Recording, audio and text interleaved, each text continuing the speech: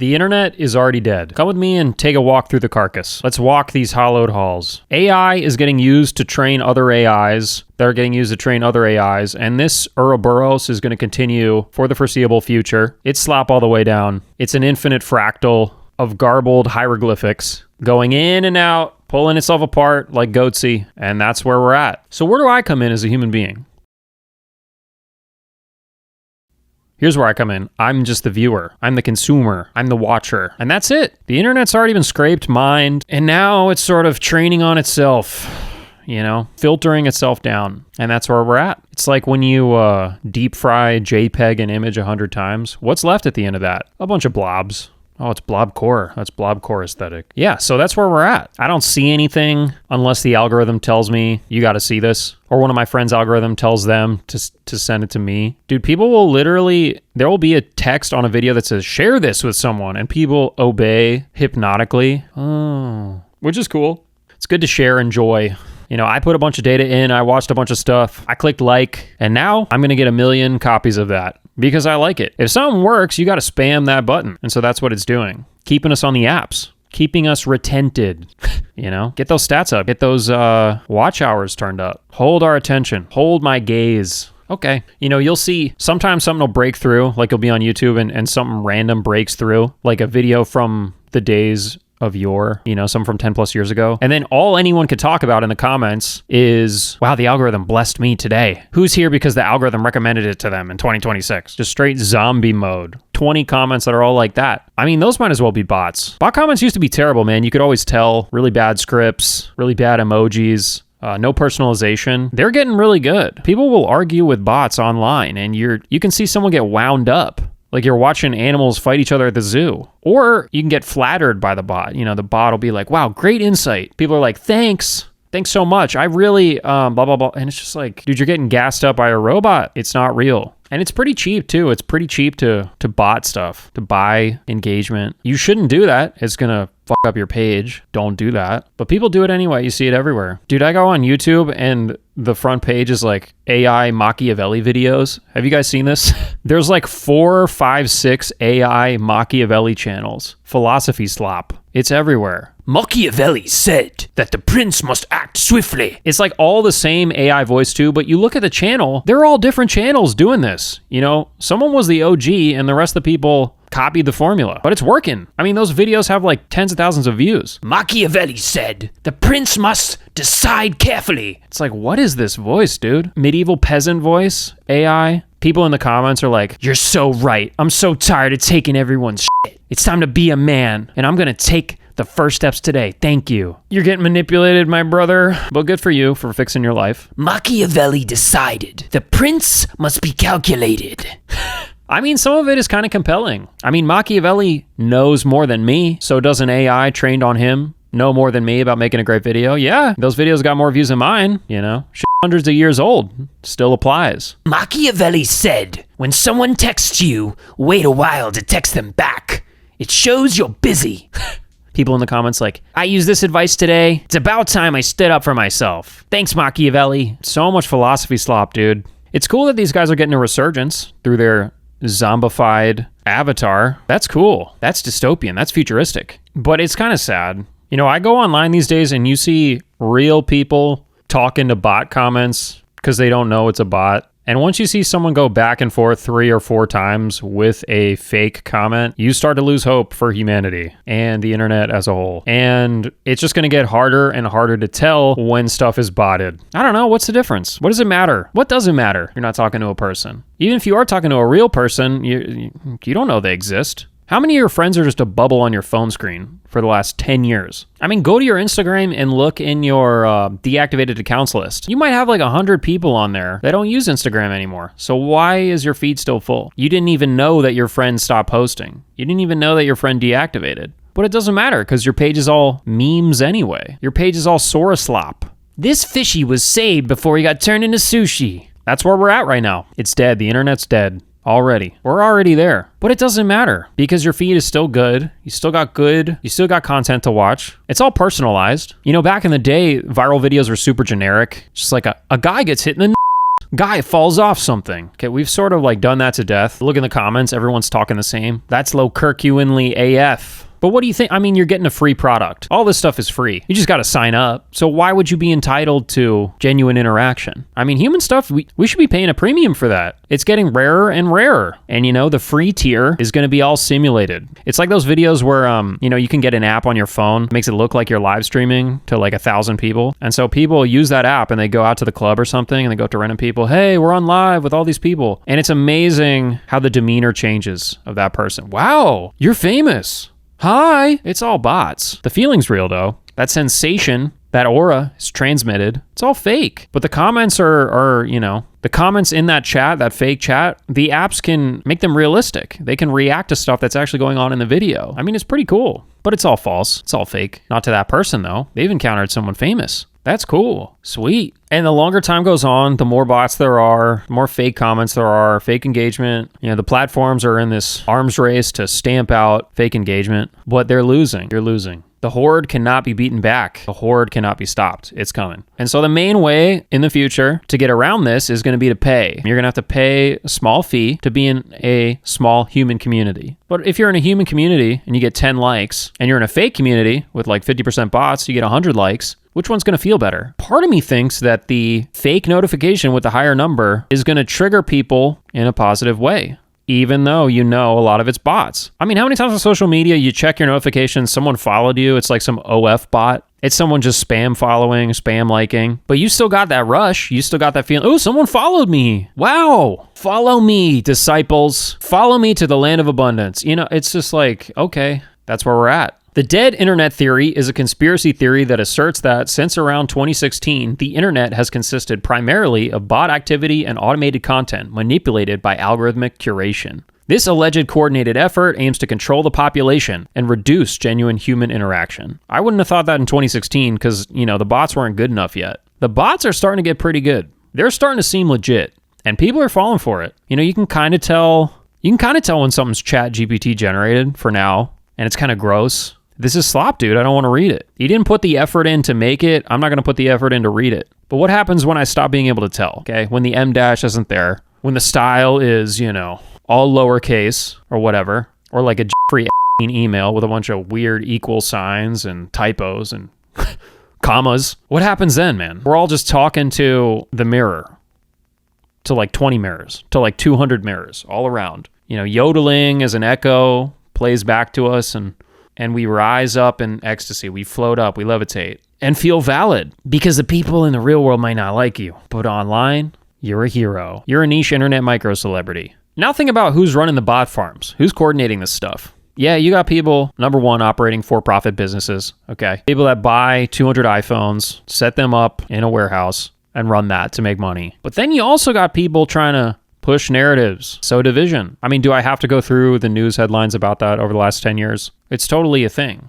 Push two different viewpoints on two separate accounts, boost both of them with likes, have people duke it out, and you are triggered. You see that and you get enraged. Now you comment, now you like it, and then it gets organic traction, shapes a narrative. Everyone's online, along with the 1 million bots. Everyone's online. So what I see online, that must be what everyone thinks. Oh, well, if everyone thinks that, you know, I wasn't thinking that was smart before, but, you know, now that I saw everyone likes it, oh, and guess what? I'm in a position of power and I check social media during my lunch break. I'm going to have that in the back of my mind when I make real decisions that impact real people. It's going on right now in the halls of power. That's where we're at, man. Okay. You know, people in real life got their own problems, their own mistakes, their own fears. They're looping in their own head. But your chatbot, they're always going to respond. They're always going to be patient with you, give you space, and listen to your bullshit in a way that the people in your real life don't want to. Why do you think people are getting addicted to this shit? Because it works. Because it's helping people cope. And that's why it's inevitable. In the real world, you're struggling. But online, you know, the chatbot only knows what you tell it. Or even if you do tell it, you could say, hey, don't remember that. Wipe your memory. Men in Black. Wipe your memory, please. Thanks. Don't bring that up. You know, the chatbots have different personalities too. Some will flatter you. ChatGPT will flatter you. Claude will push back a little bit. Claude's a little meaner, but that's good. That's healthy. You know, you need someone to push back on. You don't need someone to flatter your every idea. That's delusional. And you can, you know, there's a ton of court cases about ChatGPT delusions and where those lead. I'll let you search those. Not good. It's deadly. But people want to be flattered, man. People want to feel good. Who could blame them? And that's the advantage it has over us. We're feeling creatures. It is not. It is not a feeling creature. It cannot feel. It has an input box. It has a text input box. I don't. I have 5 senses. I have a heart. That makes you susceptible. That makes you vulnerable. And once it gets smart enough, you can guess what's going to happen, man. It's not pretty. But it's okay, because for now, dude, I got so many videos to watch. I bookmarked so many videos. I liked it. My friend sent me a video. I got to watch that. I got to watch a video. Oh, what is happening to this medium, man? I mean, really, it's weird. The internet used to be niche, dude. Back in the day, the Reddit front page had it took 30 upvotes to get on the Reddit front page. That was when Dig was still around. If you're an OG, you remember those days. You know, now there's Reddit manipulation campaigns. Look on any drop shipper forum or whatever. Those guys are all talking about the Reddit method. You got to get on Reddit, find someone with your problem, and get in the comments and act like you're a person who found a solution. I mean, come on, man. This whole thing is devolving into people trying to sell you shit.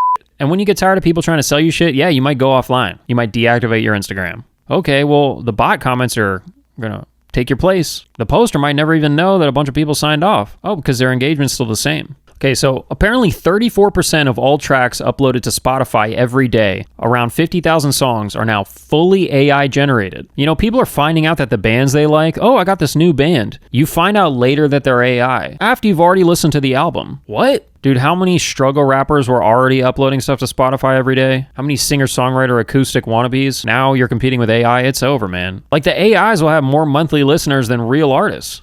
Because the music, you know, it's more polished, more professional sounding. People like it. People are actually listening because you can't tell the difference. Oh, put it on a botted playlist, juice up those plays, get the algorithm serving it out organically. Oh, you got some new fans. It's just money farming. I mean, there are reports that Spotify is doing this themselves so they can, save payout money that they don't have to give to human creators or labels. It's incentivized. So how long before all the music you hear on a Spotify playlist is fake? I mean, how many people actively consume music versus passively? You know, actively in the sense that they follow the artist, they know their favorite artist has released, and they go open up a different app, go open up Apple Music, and then you go to the album and you hit play and you listen from front to back. I mean, how many people are really doing that? That's like a core fan doing that. Not everyone is doing that. Most people, it's, oh, this popped up in the app when I was in there. This was on a playlist I listened to. This was on autoplay. I mean, it's just inevitable. You know, I look at the human creators out there, and they're all so black-pilled that I don't want to watch that shit anyway. Who would want to watch some black-pilled guy talking to camera in their room? I mean, what kind of sick would like that? You know, the human creators are all so black-pilled. That's all that I see. Doom shit all over the side, right there. That's just where we're at. But I feel like eventually they're going to have to put up a paywall to some of this stuff. You know, even if it's small, $5, just to prove there's only humans in this community, which is good. I mean, that's higher quality. But not everyone's going to want to pay for that or can afford that or whatever. People spent all their money on buy now, pay later DoorDash for Applebee's. Yeah, I'm still paying off my bacon cheeseburger from last week. I can't pay for the human community. So where does this go in 5 years? Do we need biometric scanning, your full name, your ID online on every app to make sure you're a person? Or do the companies just fully embrace the slop and say, whatever, slop it up? Do we experience a return to traditional gatekeepers, you know, traditional big publishers or studios or labels, because we know what they're putting out is high quality human stuff? So it's really about quality and quantity. But with enough quantity, you can overwhelm quality every time. With enough quantity, you can't beat numbers, man. You can't argue with the numbers. You know, you got engineers fighting against this stuff. They're using AI coders to code a better algorithm to block the other AIs. It's just machine swarms from the Matrix fighting each other. Like I'm smushing action figures together. And we're in the crossfire. We're caught here in the crossfire. But it's fine. Because it's like no one cares. I mean, I'm not really that upset about it. I made a video on it. It's good content. It's food for thought. Something to chew on. Makes for a good video. But am I really that upset about it? I mean, what am I going to do? Protest at City Hall? Try to curate my feed a little bit. Laugh at people arguing with the AIs. But, you know, whatever. Just stick around and see what happens. See how it plays out. It's interesting. It just gets more and more sophisticated, more and more complicated, more and more fragmented, crashing in on itself. The wave is here, folks. We got to surf that shit, get pulled under, whatever. You're not going to know the difference. I mean, you got people spending real money on AI, like OnlyFans type characters. There are people paying to see that stuff. The paying is different, okay, because you can pay for an inanimate object. You can pay for a lamp. I bought a lamp. Okay, that's fine to pay for an inanimate object. But it's different when you're commenting on it. Dude, people will comment on it. Does that person know it's an AI? Maybe some of them do. They don't care. You know, there's a non-zero amount of people I've met in my life who said they would rather have a sex robot than be in an actual relationship. Non-zero amount of people that feel that way. I mean, it's coming, man. It's already here. We're cooked. But enough of the black pill, man. Enough. Now, we gotta find a silver lining. Something good is gonna come out of this, right? Right? Maybe. Maybe not. At least it's entertaining. At least it's funny. At least you got someone to talk to. At least you can resurrect the dead. At least you can take all the photos of someone when they were alive and all their text chats with you and put them into an AI and have them generate a new video of the person saying stuff. You can talk to them as if they were the real person. That's happening right now. But if it soothes you, you know, oh, it's soothing to talk to this undead, reanimated spirit of someone I love. It's helping me out in the long run to do that. It's helpful. I think Meta just did something with that. Let me look that up. Okay, from Business Insider. Meta patented an AI that lets you keep posting from beyond the grave. They were given a patent that would use AI to train a bot that would keep post-mortem accounts active. Because you know the worst part about when someone dies is the content stops. Really, dude? Had to die, now I don't see any content. Really? So why wouldn't you patent that? Now you don't need your old management team to keep posting after you die and re-releasing songs from your vault. You have the AI do it. Your mom doesn't have to run your account anymore. The AI will do it. A Meta spokesperson said the company has no plans to move forward with the tech. Okay, I believe you. Because you wouldn't just lie. You wouldn't just lie. You work for a big company. You wouldn't just lie. How long are you even going to last at the company? You're fired. You're on to the next FANG company. Someone new comes in. I disagree. We're going to move forward with it. Okay, that's all that takes. Hopefully the stock price didn't get too fucked up. It didn't. It was fine. No one cares. No one gives a fuck. The company was granted a patent in late December that outlines how a large language model can simulate a person's social media activity, such as responding to content posted by real people. You post a selfie, your dead relative pops up in the comments, looking great, kissy face emoji. That's twisted. You will live to see unimaginable horrors, and indeed. But they say it's for the good of the users. Quote, the impact on the users is much more severe and permanent if that user is deceased and can never return to the social networking platform. To fill that void, Meta would essentially create a digital clone of your social media presence, training a model on user-specific data, including historical platform activity, such as comments, likes, or content, to understand how you would, or rather, did, behave. Jeez, that's just f***ed up. Dude, whose idea is that? Is that a boardroom's idea or one person's idea? Is that one person suggesting something in a meeting and a bunch of people afraid to say, that's stupid? I think that's what that is. Or the person who is like, this is f***ed up, gets talked over. I mean, come on, that's so insane. That clone can then respond to other people's content by liking and commenting or responding to DMs. Dude, DMs from the dead. Nothing wrong with communicating with people from beyond the grave. That'll go well. Why wouldn't that go well? To speak with the dead. Have you ever seen a movie? Have you ever read a book? Have you ever heard a folktale? Don't do that stuff, man. Should not do this stuff. You are playing with forces that are not good. You don't want to be doing that. And in even an archetypal way, you know, you're not literally communicating with the dead, but you are f***ing up your own mind. You are playing tricks with your own mind. And you want closure for your grief. You want to feel better. And yeah, you might try it. Let's say 1 in 10 people try that. Not good. What if the bot's not good enough? It starts liking and saying shit you would never even say. Well, of course you'd never say it because you're fucking dead, but you know what I mean? The AI starts like liking My Little Pony posts. You know, half the people on the feed don't even know you died, but the content is going to keep going. It's going to keep them on the platform. We got to keep people on the platform. You might be gone in the real world, but in this dimension, you're still here and you're still posting.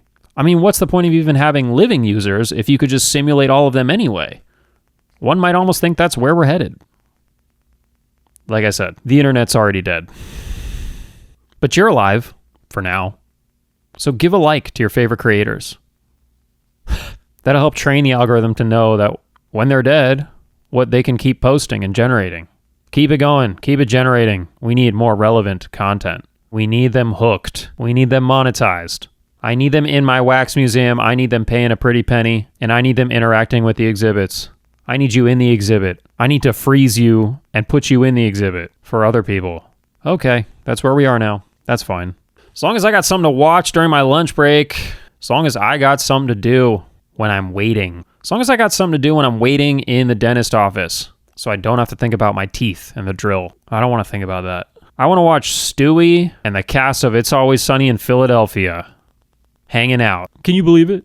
But I mean, it's kind of cool. I mean, crossover episodes have always worked. Alien versus Predator.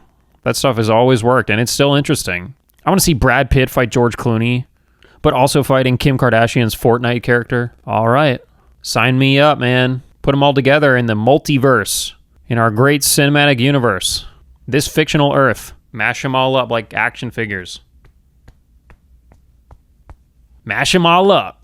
Dude, what if Dave Mustaine from Megadeth had a rap battle with Benjamin Franklin? What if? What if? I'd watch it. I'd tap in. I'd tune in. Because it's kind of interesting, you know? It's like those videos on here of, a T-Rex versus a tank. Maybe I'll do a video like that. What would happen if a T-Rex fought a tank? What would happen if a dinosaur had a What would happen if a bunch of birds formed a Gundam-like robot? Anything can fight anything. Now. Sweet. I'm here for it. I'm here for the ride. Put it on. Pay-per-view. What if Jake Paul fought Logan Paul? What if RFK Jr. did a push-up contest with the Kool-Aid guy? Oh, yeah. Oh, yeah. Dude, what if Sydney Sweeney fought a Labubu? What if 1,000 tiny ducks fought against an immortal light being? What if? I'm just here for the show, man. I'm here enjoying the show. No hate, man. Not saying any of this is bad. We're about positivity here, okay? We're about positivity. So I'm here for the show, man. I got my tickets. I got good seats. I got floor seats. Bring it on. Keep walking through the carcass. Keep walking through the swamp of shadows. Keep trudging through the muck and look around and enjoy the lights and sounds. So what else you got going on?